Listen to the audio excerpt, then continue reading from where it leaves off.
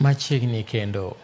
E kedo kendo neno ni otiek weche mag tero joma nyiri nyangi karomo higa mar 2030, piny mar Ingeresa komakore gi jokanyo mamoko yawo ayanga kar thieth ma bende en mokwongo e Afrika e kar dak mane en kare mayudore e kachung'ol bura ma Narok East.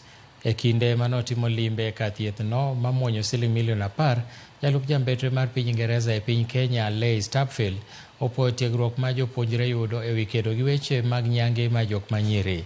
Jatend migawo mar weche thieth e kaunti ma Narok Anthony Nguk odwoko erokamano kuom chenro ma kamano kendo nyiso geno mare ni oganda jo-Masai moloyo to joma mine biro yudo resruok e kar thieth manyienno. Lipot yango ni Narok East ni okang' manyime weche mag tero joma nyiri nyange gino mosebed ka keto ngima jok manyiri kama rach mokalo kata obedo ni sirikand kaunti no dhi nyime gi manyo yore minyalo tiekgo chenro. Challenge on FGM is if we were to carry on at the same rate, only 1/3 of women and girls affected by it have been treated so far. So to prevent it, we need to move 27 times faster than we have done to eradicate FGM by 2030. As being the Maasai people who prominently occupy Narok County, have been practicing FGM for so many years, and we know with this initiative we will be able to have a preventive and even response.